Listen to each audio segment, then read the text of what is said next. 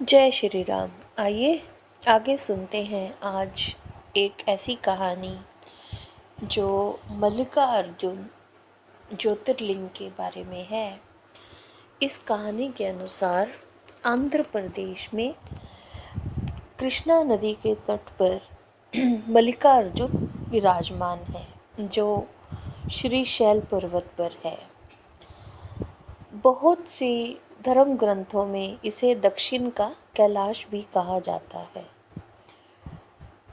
ऐसा कहा जाता है कि श्री शैल पर्वत पर भगवान शिव का पूजन करने से अश्वमेध यज्ञ का फल प्राप्त होता है और इसके दर्शन मात्र से दर्शकों के सभी प्रकार के कष्ट दूर हो जाते हैं और भक्तों को अनंत सुखों की प्राप्ति होती है।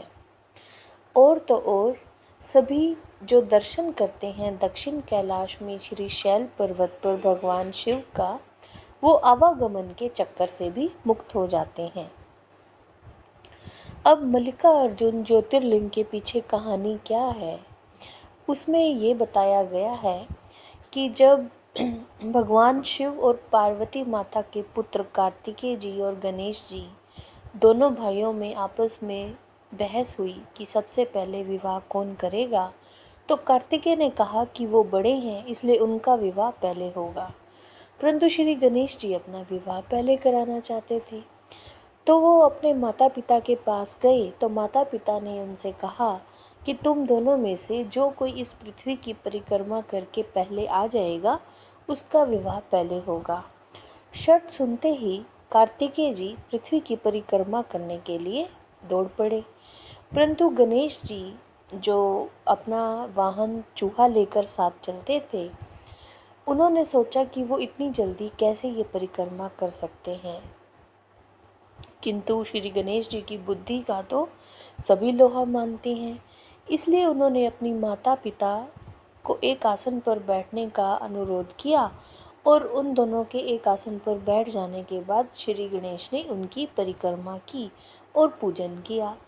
फिर श्री गणेश जी जब माता पिता की परिक्रमा करके अपने माता पिता को प्रसन्न करके फल की प्राप्ति करने लगे, तो शिव जी और पार्वती माता दोनों बहुत प्रसन्न हुए और उन्होंने श्री गणेश का विवाह करवा दिया।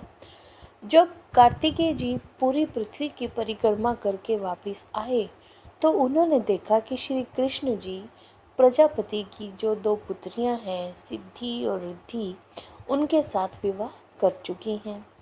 इतना ही नहीं,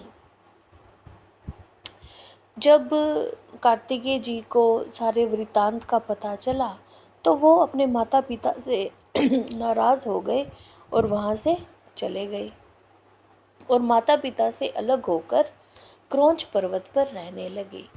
शिवजी और पार्वती माता ने अपने पुत्र को मनाने का बहुत प्रयत्न किया, परंतु कार्तिकेय जी वापस नहीं आए। फिर पार्वती माता स्वयं भगवान शिव को लेकर क्रौंच पर्वत पर गई। वहां पर कार्तिकेय जी ने जब देखा कि उनके माता पिता आ रहे हैं तो वहां से दूर चले गए। अब जब कार्तिकेय जी वहां से चले गए तो भगवान शिव उस क्रौंच पर्वत पर ज्योतिर्लिंग के रूप में प्रकट हो गए। तब से उस ज्योतिर्लिंग को मल्लिकार्जुन ज्योतिर्लिंग के नाम से जाना जाता है, क्योंकि मल्लिका माता पार्वती के नाम से और अर्जुन भगवान शंकर के नाम से जाना जाता है, इसलिए उस ज्योतिर्लिंग का नाम मल्लिकार्जुन हुआ। तो ये थी कहानी मल्लिकार्जुन ज्योतिर्लिंग की। वैसे तो इस ज्योतिर्लिंग के पीछे कई कहानियां हैं, परंतु आज यही कहानी पढ़ने का अवसर प्राप्त हुआ, तो आइए इस ज्योतिर्लिंग का दर्शन करें और हम भी आवागमन के चक्रों से मुक्त हो जाएं। जय श्री राम।